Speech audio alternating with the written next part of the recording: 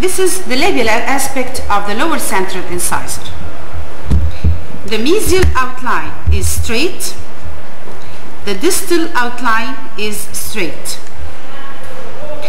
The mesial outline and the distal outline of the crown and the root slopes down together till a pointed apex. Straight outline and straight outline, with the root also forming a pointed apex. But we said before, in carving we don't do a pointed apex. Here we can say this is a rounded apex. The incisal edge is straight, while the contact areas or the crest of curvatures here nearly just cervical to the incisal ridge, the incisal line. Or we may do it on this line, on this line, the incisal line. Straight, take care, this is straight, straight, straight, straight, straight. This is very easy to be carved. Okay, the measurements. The crown is 9 and the root is 12.5. The crown and root lengths do not change from the labial or lingual or mesial and distal. The crest of curvature here is 5 on the incisal line, 2.5 from each side of the midline, 2.5, 2.5. I'm going to put the graph paper like this on the midline and measure 2.5 millimeters from each side. Then the cervix is 3.5. 3.5 divided to 1.75. We said before that 0.75 is difficult to be measured with the graph paper.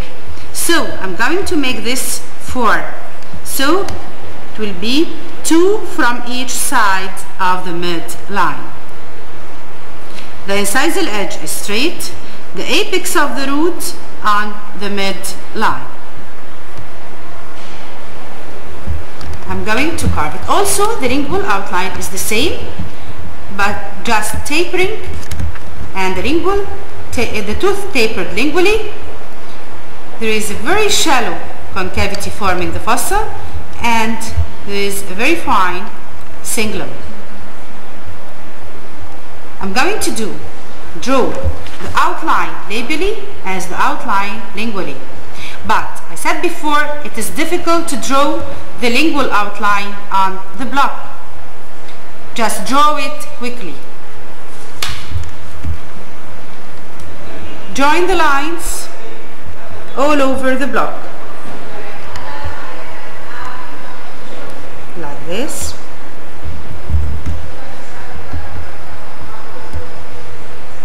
This will save time, number 1, and number 2, you'll be sure that all the thirds are on the same level.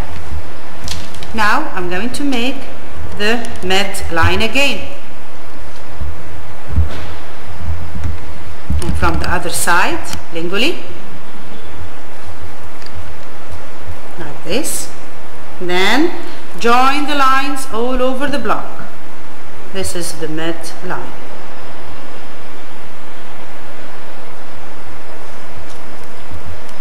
The cervix is 4, so I'm going to measure 2 millimeters from each side of the midline. 2 millimeters, put a point, then 2 millimeters, put a mark with your carver. The crest of curvature is on the incisal third. It is about 5 millimeters, 2.5 from each side. Put points. Then draw the same points on the lingual side.